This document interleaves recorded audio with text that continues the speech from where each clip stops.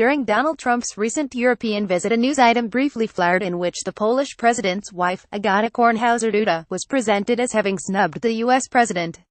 She ignored his outstretched hand and instead shook the hand of Trump's wife, Melania. Or so the footage, circulated by several major media outlets including The Guardian, seemed to show. It was enhanced by at least one close-up of Trump looking peaked, and it garnered a big audience. On social media, some celebrated Trump's apparent discomfort. Kornhauser-Duda was hailed for landing a subtle blow for women.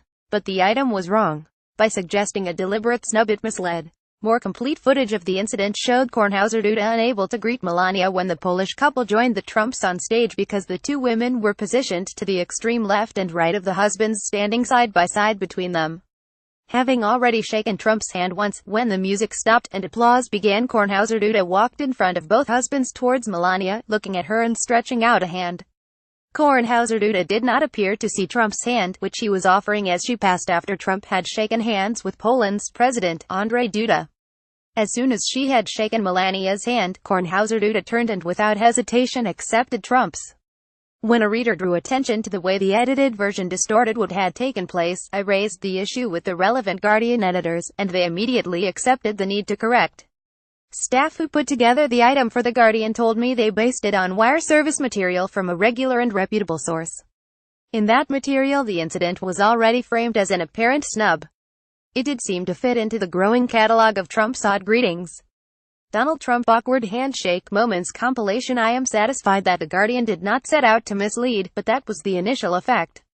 Several other major media organizations made the same mistake, and some also corrected it, as the fact-checking organization Snopes has reported. The episode, in itself minor, is nevertheless a reminder of two major points that contemporary journalism cannot afford to neglect. The first is the ease with which the label fake news can be applied with a superficial persuasiveness to flawed journalism. President Duda defended his wife on Twitter and exhorted followers to fight fake news. Second is the connection between trust and willingness to admit and correct significant error. Not new, of course, but in this period of serious challenge to the legitimacy of institutional journalism, it is worth restating. Readers know, from their own life experience, that all institutions are fallible. Institutions that pretend to infallibility merit wariness. Admission of imperfection, not denial of it, earns trust. Early this year, the Trusting News Project, by the Reynolds Journalism Institute at the University of Missouri, carried out an online survey of 8,728 Americans, who ranked 4 rock-based media organizations among the 10 most trusted news sources in the United States. The Economist came first, Reuters third, the BBC fourth, and The Guardian seventh.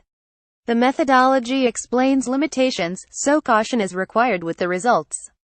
The trust ranking is based on the proportion of trusted versus not trusted responses given about 39 news sources that were mentioned at least 10 times.